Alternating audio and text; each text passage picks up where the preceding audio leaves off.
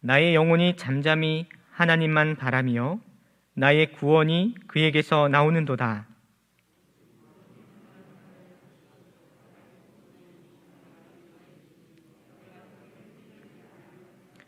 넘어지는 담과 흔들리는 울타리같이 사람을 죽이려고 너희가 일제히 공격하기를 언제까지 하려느냐.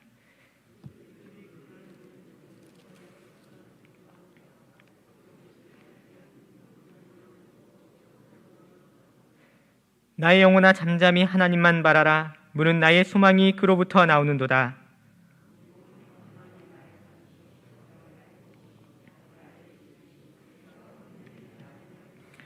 나의 구원과 영광이 하나님께 있으며 내 힘의 반석과 피난처도 하나님께 있도다.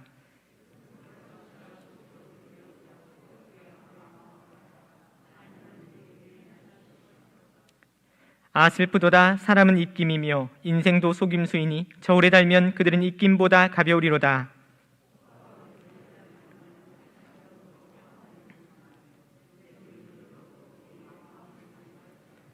하나님이 한두 번 하신 말씀을 내가 들었나니 권능은 하나님께 속하였다 하셨도다.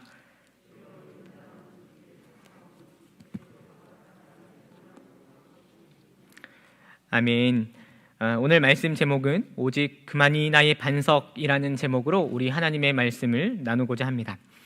오늘 여러분에게 말씀 서두에 앞서서 한번 안부 인사로 질문을 하고 싶어집니다. 사랑하는 성도 여러분, 지금 여러분은 평안하십니까? 를 한번 질문하고 싶습니다. 오늘도 평안하신가요? 그 답에 대해서 여러분은 아멘 또는 예라고 대답할 수 있어서 감사하지만 사실 여러분 영혼 안에, 여러분 마음 안에 다시 한번 질문을 하고 싶어집니다.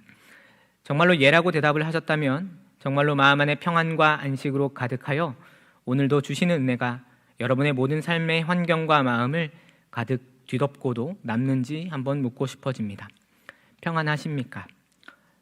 정말로 그리 평안하신 분들이 계시다면 진실로 축복하고 존경하고 부단히 그 마음을 지키시기를 기도하겠습니다. 그런데 오늘 저는 시편 62편을 들고 참 아쉽게도 혹 그렇지 못한 분들을 위해 설교를 하고자 합니다. 평안의 인사, 곧 마음의 상황과 상태를 묻는 인사에 대해서 겉으로는 그렇죠, 평안하죠 라고 대답하셨지만 왠지 뒤돌아서 자신을 볼 때에 원치 않았던 낯선 마음의 상태를 영혼 안에서 발견하는 분들이 혹 있거든. 오늘 그분을 위해서 말씀을 나누고자 합니다. 나는 정말로 평안한가? 내 마음은 안식하고 있는가? 여러 상황과 환경이 놓여 있다 하더라도 동요되지 않고 있는가? 진지하게 묻고 났더니 왠지 모르게 내 마음 한켠이 무겁고 쉬이 대답하기 어려운 그런 불안한 상황에 직면하고 있는 분들을 위해서 말씀을 보고자 하는 것입니다. 오늘 이 말씀이 그 불안함의 실체를 직면하고 있는 분들에게는 위로가 되기를 바라고, 그리고 혹 여전히 주시는 은혜 때문에 평강을 누리는 분에게는 더 넘치는 부요함을 누리는 시간이 되기를 바랍니다. 여러분, 혹 평안이 아닌 다른 마음의 상태, 곧 평안의 반대에 있는 마음을 우리는 무엇이라고 표현할 수 있을까요? 그것은 아마 성경에 따라 우리는 그것을 염려라고 표현할 수 있을 것입니다. 염려의 실체는 무엇일까요? 염려라는 것은 동요하는 마음 상태를 말하는 것입니다. 곧 무엇인가 질서가 잡히지 않고 제대로 일이 이루어지지 않아서 그런 불안한 상황에 놓인 영혼의 상태를 우리는 염려라고 이야기를 하겠죠. 그런데 이런 염려라는 말은 사실은 절대로 추상적인 개념이 아니라는 것을 알고 계실 것입니다. 실제로 우리가 살면서 겪는 괴로움, 우리의 연약함이 보여주는 아주 현실적이고 지극히 실존적인 상태를 우리는 염려라는 것을 알고 있겠죠. 그 동요하고 있는 상태, 염려를 여러분은 아마 여러 경로를 통해서 경험하고 있을 것입니다. 어떤 경우가 있을 수 있을까요? 노년에 갑자기 찾아온 외로움이 그런 염려의 이유일 수 있겠고, 아니면 혹 누군가는 갑작스러운 사업의 실패가 그런 염려의 원인이 될 수도 있을 것이고, 자녀가 아픈 것, 원치 않는 질병, 집을 구하는 문제, 때로는 인생을 돌아볼 때 느끼는 후회, 가족들의 분란, 경제적인 어려움, 직장 동료가 염려의 이유가 되기도 할 것이고, 그리고 지금은 어찌 보면 모두가 통제할 수 없는 코로나 팬데믹 앞에서 사람이 참 이리저리 휩쓸릴 수 있구나를 보면서 어려워하는 마음 상태, 그러한 상태가 추상적이지 않은 실제로 우리가 경험하는 염려의 종류일 것입니다. 이 모든 상황이 참 아프게도 우리에게 끊임없이 주어지고 있습니다. 각종 뉴스나 소식들이 우리가 원하지 않는 그림들을 그려갈 때마다 사람의 연약함은 무엇을 보여주냐면 그 실존이 실로 염려와 불안을 미처 지우지 못하는 아픔으로 살아가는구나를 생각하는 것이죠. 그러나 성경은 무엇이라 우리에게 이야기를 합니까? 잠언 4장 23절에 참 놀랍게도 모든 지킬 만한 것 중에 더욱 내 마음을 지키라. 생명의 근원이 이에서 남이니라 라고 잠언 4장 23절에는 말씀하고 계십니다. 그런데 오늘 왠지 더욱 너의 마음을 지키라 라고 말씀하시는 그 하나님의 말씀이 때로는 참 요원하게 느껴지는 그런 시기가 있을 것입니다. 그럴 때 어떻게 해야 될까? 마음을 지키라 하시는 하나님의 말씀을 대하나 그러나 염려하고 통유하는 내 마음의 상태를 볼 때 그것이 너무나 요원하게 느껴질 때 나는 어떻게 해야 하는가를 생각할 때 놀랍게도 오늘 성경은 우리에게 문득 너무나 당연하게 생각했던 사실로 그 진리로 우리를 초청합니다. 깊이 생각해 보지 않았던 진리. 그 진리는 무엇일까요? 아주 익숙해져 버린 진리인데요. 너무 익숙해져서 사실은 그 진리가 주는 요체나 능력을 상실해 버리고 인지하고 있었다고 생각했으나 사실은 전혀 인식하지 못하는 하나님을 향한 고백으로 우리를 초대하고 있습니다. 그 진리요, 그 초대는 무엇을 향한 고백일까요?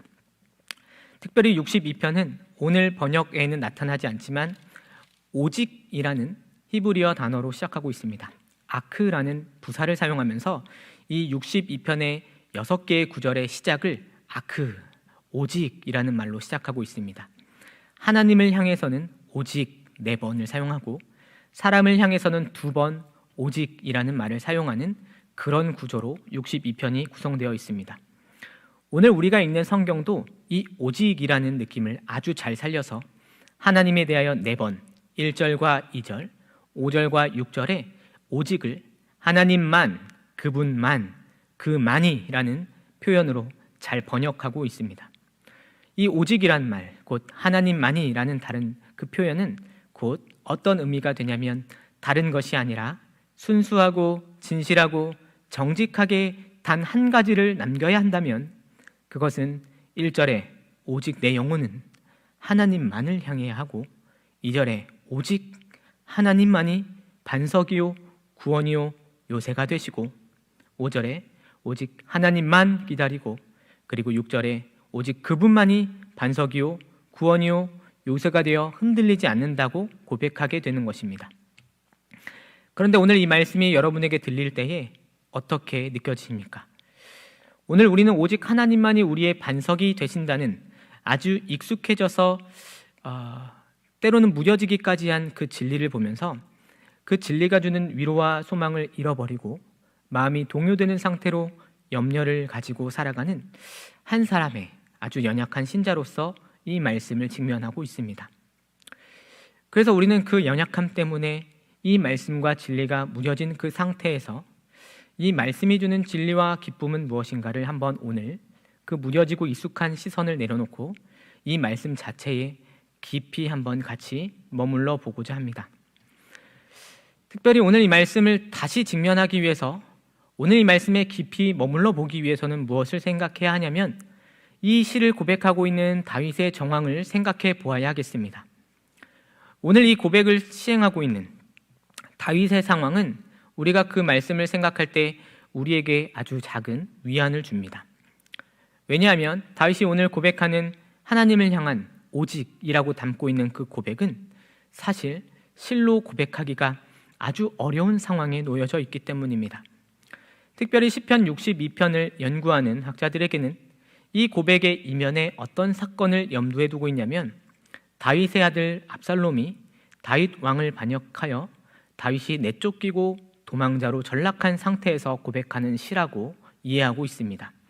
그 정황을 한번 생각해 보십시오. 곧 내가 안전하다고 여겼던 나라이고 때로는 바위처럼 여겼던 아들이고 내 안전망이라고 생각했던 요새와 예루살렘 성루가 아무것도 아니게 되는 그런 상황이 펼쳐지는 것이죠. 아주 당연하게도 사람이 보이는 실존과 연약함은 불안함과 염려가 엄습하기 가장 좋은 시점이며, 마음의 상태가 동요되는 것이 당연한 그 자리에 누가 놓여 있냐면 다윗이 놓여져 있다는 사실을 보게 되고, 그 사실은 사실 우리에게 아주 작은 위안이 되기도 합니다. 특히 다윗의 상황을 더 몰아가게 되면 다윗이 오늘 시편을 통해 스스로 하고 있는 묘사 속에서 우리는 그 상황을 상정할 때 가히 숨이 막히는 상황이구나, 그래서 그 상황에 끝까지 생각을 해보게 됩니다. 오늘 다윗이 묘사하는 자신의 상황은 무엇일까요? 그 3절과 4절에는 이렇게 기록되고 있습니다. 넘어지는 담과 흔들리는 울타리 같이 사람을 죽이려고 너희가 일제히 공격하기를 언제까지 하려느냐? 그들이 그를 그의 높은 자리에서 떨어뜨리기만 꾀하고 거짓을 즐겨하니 입으로는 축복이요 속으로는 저주로다 라고 이야기합니다. 그 다윗의 정황을 우리에게 일치시켰더니 우리를 숨막히게 하는 상황은 무엇이었냐면, 쉽게 말해서 다윗이 표현한 바와 같이 다윗이 지금 감히 설 한 평의 땅도 존재하지 않고 기댈 수 있는 한 자락의 담도 존재하지 않는 것이구나를 생각하게 됩니다. 거기에 그 상황 속에 다윗을 둘러싼 이들의 공격이 얼마나 집요한지, 아주 사람의 약한 부분까지도 파고들어서 지금 막 넘어지려고 하는 담인데, 지금 막 흔들리는 울타리인데도 불구하고 그것을 집요하게 송두리째 파괴하고자 하는 공격이 끝나지가 않는다는 것이죠. 그 탄식을 다윗은 무엇이라고 고백하냐면 이러하기를 언제까지 하려느냐라고 탄식을 하고 있는 것입니다. 그 악은 얼마나 위선적으로 다가오고 있습니까? 우리 주위를 둘러싸고 있는, 곧 높은 자리에서 떨어뜨리기만을 꾀하고 거짓을 일삼으면서 다가온다고 말하며 입으로는 축복을 말하지만 속으로는 저주를 담아서 다가온다라고 악을 설명하고 있습니다. 그런 상황을 우리에게 일치키면 이 상황이 결코 녹록치 않아서 숨도 막히는 상황이라는 것을 생각해 보게 되는 것이죠. 아마도 다윗은 감히 내 마음을 지키라 하는 하나님의 말씀을 상상도 하지 못할 정도로 집요하고 위선적인 악의 실체 앞에서 얼마든지 동요하고 괴로워할 수도 있었을 것입니다. 아마 이런 다윗에게 제가 오늘 첫 서두에 질문했듯이 오늘도 평안하십니까? 를 묻는다면 그 물음을 묻기도 비참하게 그는 감히 그 질문을 직면하면서 아주 어려운 무력감을 느낄 수도 있는 그런 상황인 것이죠. 우리 인생을 이 다윗과 동일시할 수는 없을 것입니다. 그러나 믿음으로 산다는 것은 이러한 어려움을 우리에게 정말로 추상적이지 않고 실제로 직면하게 하는 것이죠. 믿음으로 살다가 겪는 일들을 한번 상상해 보십시오. 믿음으로 살았는데도 불구하고 겪는 일들을 한번 생각해 보자는 것입니다. 믿음으로 살았는데 안전하고 견고해 했던 그런 가정이 무너지는 경우를 우리는 종종, 아니 자주 보게 됩니다. 믿음으로 살았는데 그토록 애정과 사랑을 담아서 양육했던 자녀가 신앙을 떠나가는 일을 아주 무수히 많이 보게 됩니다. 믿음으로 참으로 열심히 살았는데 사랑하는 이의 원치 않은 질병을 직면하게 되는 경우도 보게 될 것입니다. 아주 믿음으로 열심히 섬기고 살아왔는데 사랑과 진실로 대했던 인간에게 오히려 배신을 당하는 경우도 무수히 보게 되었을 것입니다. 아주 바보같이 묵묵히 신앙생활을 했던 내 인생이 때론 허무하고 무력하게까지 느껴질 때가 있기도 하다는 말입니다. 믿는 자의 삶 안에서 다윗이 아들에게 배신을 당했던 것처럼. 이럴 때 다가오는 사람들의 말은 얼마나 위선적인지 여러분 잘 알고 계시지 않습니까? 축복을 말하고 위로를 쏟아대지만 사실은 여러분에게 다가오면서 마음속에는 통쾌하기도 하고 재밌어 하기도 하고 내 아픔과 슬픔이 어찌 그리 타인들에게는 즐거운 담속거리가 되는지를 말도 꺼내기 싫은 그런 생활을 믿는 자들의 삶 속에서 왕왕 보게 되는 것입니다. 아주 안타깝게도 현실적으로 믿는 자의 삶 속에서도 이러한 일이 일어날 수 있다는 것을 다윗의 인생 속에서 보게 되는 것입니다. 사랑하는 성도 여러분, 여러분의 인생은 어떠하십니까? 믿는 자의 인생을 살아보고 돌아보았더니 썩 괜찮고 만족스럽게 오늘까지 지내오셨습니까? 아니면 아직도 말 못할 그런 아픔을 끌어안고 이 자리에 계십니까? 오늘 우리에게 위안과 소망이 되는 것은 무엇 때문이냐면 다윗이 그 자리에서 모든 떠듬과 의문을 내려놓고 하나님 앞에서 침묵하고 자신의 영혼의 실제를 정직하게 직면하기로 결정했다는 사실 때문입니다. 우리의 위로와 소망은 오히려 어디에 있냐면 우리의 현실을 직시할 때 발생하게 된다는 것을 생각해 보게 되는 것이죠. 1절 말씀을 한번 다시 읽어봅시다. 1절은 이렇게 시작하고 있습니다. 나의 영혼이 잠잠히 하나님만 바라며 나의 구원이 그에게서 나오는도다 라고 고백합니다. 1절을 직역하면 사실 어떤 뜻이 되냐면 오직 하나님께 침묵 속에서 라는 말로 시작합니다. 잠잠히 하나님만 바란다 라는 직역이 오직 하나님께 고요 속에서 라는 말이 되는 것이죠. 어떤 상황일까요? 내 영혼이 감히 그 하나님 앞에서 모든 의문이나 괴로움으로 인한 탄식을 잠시 내려놓고 조용히 말문까지 막혀서 그 자리, 그분 앞에 있어 보았던 것입니다.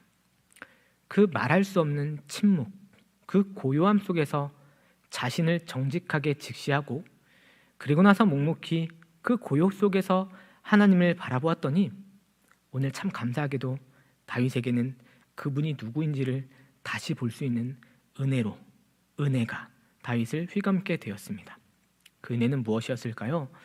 상황 때문에 찾아왔던 염려, 마음의 동요, 마음의 괴로움을 다 내려놓고 이 괴로움의 실존 앞에서 직면한 그 연약한 인생이 모든 것을 내려놓고 침묵 속에 조용히 잠잠히 하나님을 생각했더니 그 하나님이 누구시냐면 참 감사하게도 하나님이 나의 구원이 되신다는 고백을 하게 되고 참 감사하게도 하나님이 나의 반석이구나를 깨닫게 되고 아주 감사하게도 내가 아무리 흔들리고 넘어지는 인생이 놓여있다 하더라도 하나님 그분만이 오직 구원이고 요새라는 사실을 인식하게 되었다는 것입니다.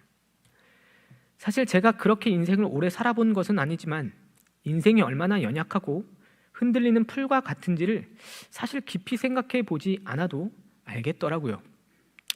제 모양, 제 꼴이 그 정도 수준이기 때문입니다. 흔들리는 풀에 그 모양, 그 꼴로 살아가는 일 외에는 다른 일을 하지 못한 그런 인생으로 살아왔더라고요. 그런데 다윗은 어떻게 그 상황을 모면하게 되냐면 그 모든 정황 앞에서 가만히 침묵해 보자고 제안합니다. 고요 속에 모든 것을 내려놓고 하나님은 누구신가, 누구셨는가, 그 하나님은 누구신가를 묻기를 우리에게 제안하고 있습니다. 사랑하는 성도 여러분, 평안의 근거라는 것은 사실 평안은 어디서부터 시작될 수 있냐면 오늘 우리가 누구인가를 정직하게 인식하고 난 후에 하나님은 누구신가를 물어보는 자리에서 얻을 수 있게 됩니다. 참 감사하게도 진리가 왜 진리이냐면 진리는 언제나 그 자리에 있기 때문입니다. 때로는 그 자리에 있어서 익숙해지고 무뎌져서 느껴지지 않지만 그러나 위기와 어려움 속에서 그 진리를 다시 직면하게 될 때 진리는 그 자체가 힘이 있어서 모든 상황을 이겨내고 딛고 일어서게 하는 능력이 될 것입니다. 사랑하는 성도 여러분, 오늘 그 침묵 속에서 여러분이 영혼의 닻으로 곧 내 모든 마음을 딛고 의지할 수 있는 대상 한 가지를 뽑는다면 그것은 무엇이 되시겠습니까? 감사하게도 괴로운 정황 속에서 다윗이 찾은 영혼의 닻은 누구시냐면 바로 익숙해진 진리, 곧 하나님이 구원이 되시고 흔들리지 않는 반석이 되셔서 하나님만이 나의 요새가 되신다는 분명한 진리를 우리에게 다시 소개하고 있습니다. 사람에게는 절대 찾을 수 없었던 안식이 하나님께 있구나를 깨닫게 한다는 것이죠. 여러분, 왜 사람에게선 그 안식과 평안을 찾을 수 없습니까? 여러분 경험에서도 실제로 알게 되지만 오늘 하나님의 말씀 속에서 분명한 그 실체를 보게 되기 때문입니다. 9절 말씀을 같이 읽어봅시다. 9절 말씀입니다. 읽겠습니다. 시작. 아 슬프도다. 사람은 입김이며 인생도 속임수이니 저울에 달면 그들은 입김보다 가벼우리로다. 참 놀랍게도 여기서 입김이라는 단어는 헤벨이라는 히브리어를 사용하고 있어서 숨을 뜻하는, 우리의 호흡을 뜻하는 그런 단어이기도 하고, 전도서에서는 여기에 입김이 무엇으로 번역되냐면 헛되고 헛되도다 할 때에 그 단어로 표현됩니다. 곧 공허함을 말하는 것이죠. 곧 사람이란 무엇입니까? 인생이란 무엇입니까? 오늘 9절의 말씀을 보았더니 하나님께서는 다윗의 입을 통해 인생이란 사람이란 거짓과 속임수로 가득 찼을 뿐만 아니라 알고 보면 아무리 떠들어도 결국은 한낱 숨에 지나지 않는 공허함과 가벼움에 속하는 성격이라고 말씀을 하고 계십니다.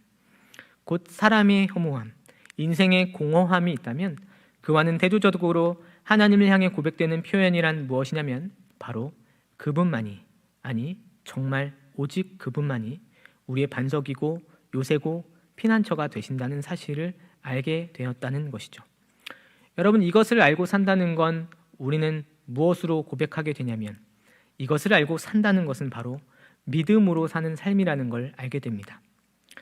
하나님이 우리의 반석이요 요새요 피난처가 곧 오직 그분만이 반석이요 요새요 피난처가 되신다는 고백을 가지고 산다는 삶은 바로 믿음으로 사는 삶이라는 걸 생각해 보는 것이죠.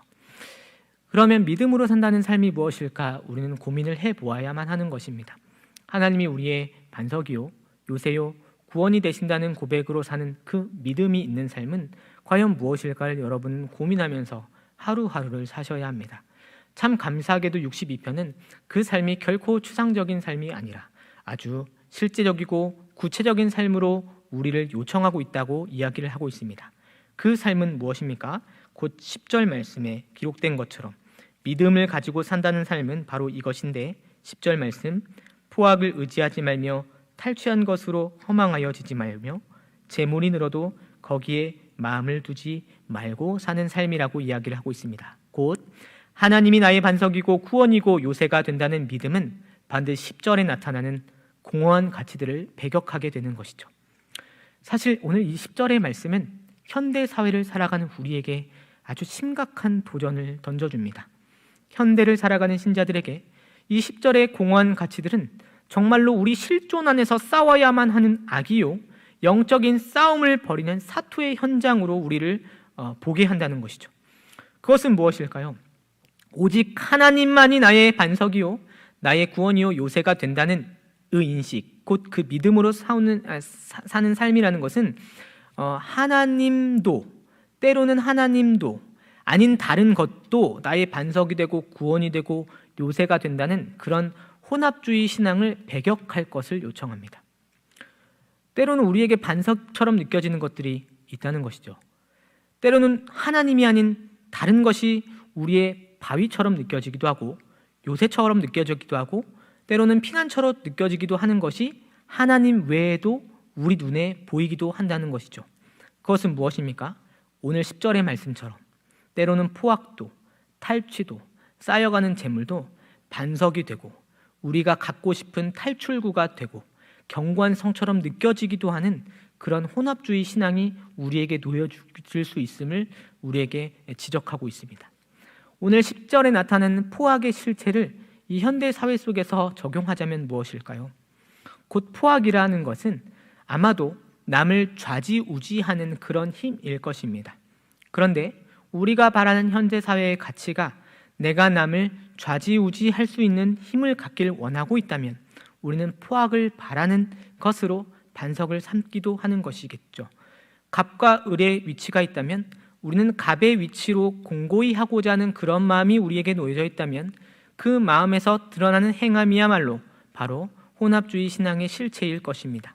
을에게 조금이라도 이익을 나누지 않으려는 마음, 곧 나의 이익을 최대화하려는 그런 마음, 좌지우지하려는 그런 실체가 바로 포악으로 살아가는 현대사회의 가치일 수 있겠죠. 탈취한 것으로 허망하지 말라고 이야기를 하시는데 여기서 이 사회를 바라보는 탈취의 실체는 무엇이 될 수 있을까요? 곧 남의 돈으로 내 배를 불리는 것이 될 것입니다. 자본주의 사회에서 이것은 아주 합법적으로 받아들여지기도 합니다. 실로 우리에게 아주 이질적이지 않은 실체로 다가오는데 돈이 돈을 낳는 것이겠죠. 돈이 또 이익을 주는 것이 아주 당연한 사회일 수 있겠습니다. 그 가운데 소외된 자본이 없는 계층은 무조건 감내해야 되는 것이 당연한 사회일 수 있겠습니다. 근데 문제는 무엇이냐면 이러한 구조를 모든 신자들이 부러워하기도 한다는 것이죠. 그 앞에 일희일비 해버리면서 탈취한 이익을 모두가 부러워하는 사회, 그것은 정상적인 사회가 아닐 것입니다. 사실은 우리가 직면하는 현대사회가 그렇지 않습니까? 눈 한 번 딱 감고 어떻게든 속여서라도 이익을 볼 수만 있다면 우리 하나님도 이해하시겠지라고 하는 탈취도 반석이 되어버린 사회가 바로 이러한 현대사회의 가치가 아닐까 생각됩니다. 재물이 쌓인다는 것은 무엇일까요? 곧 재물 자체가 반석과 구원과 요새로 삼게 되는 그런 사회이겠죠.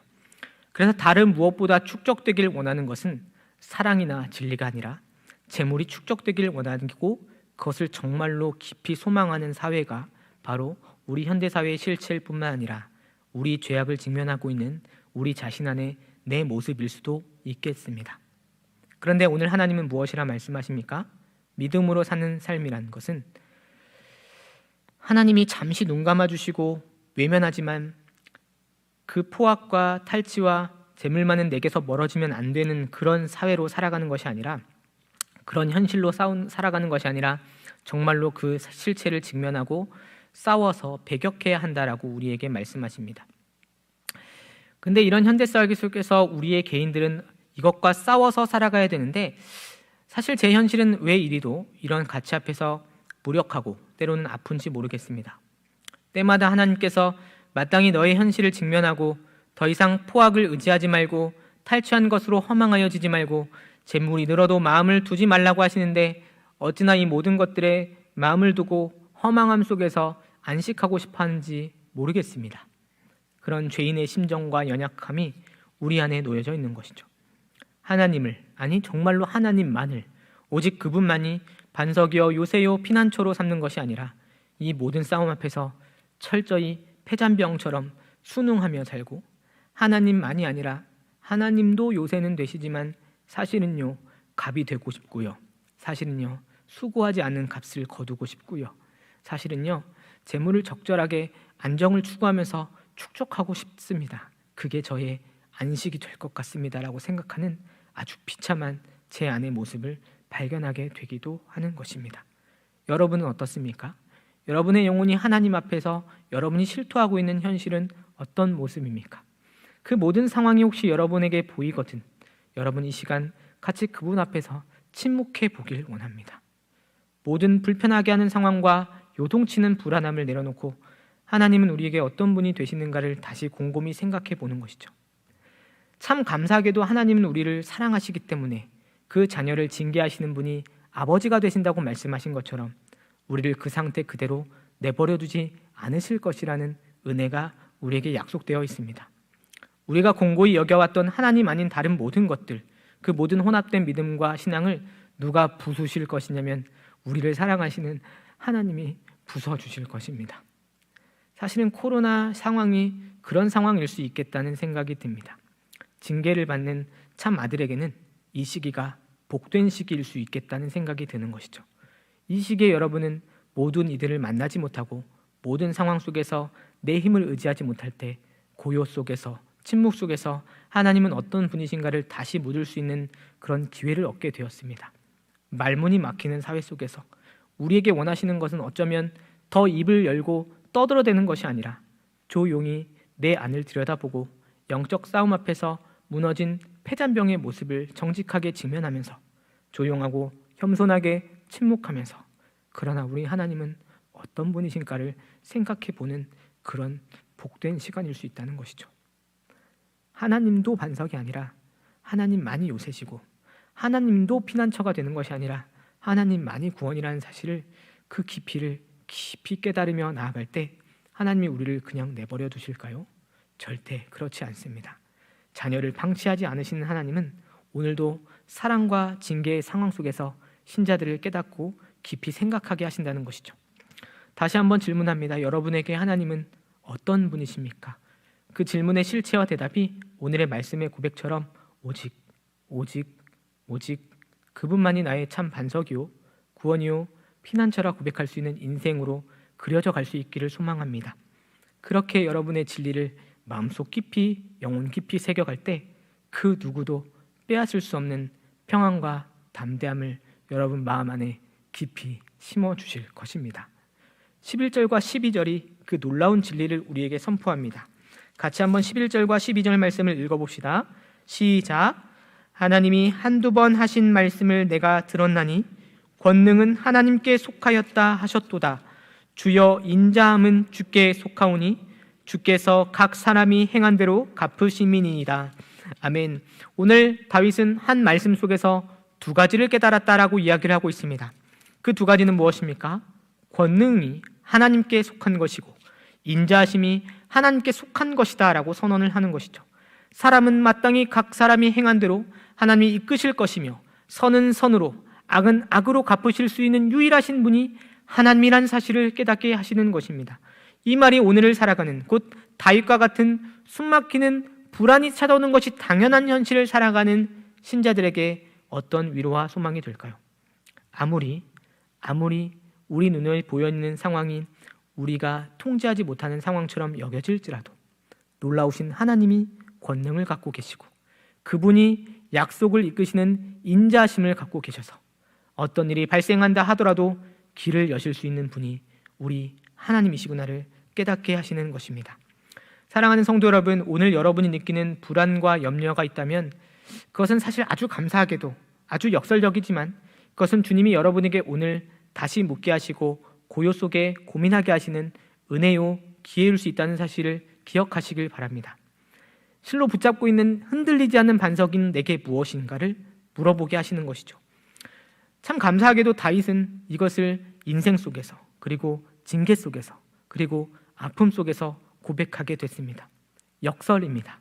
아픔과 부정하고 싶은 현실 속에서 진리를 발견하게 되는 기쁨이 우리 신자가 그리고 믿음으로 사는 삶이 보여주는 역설이겠죠.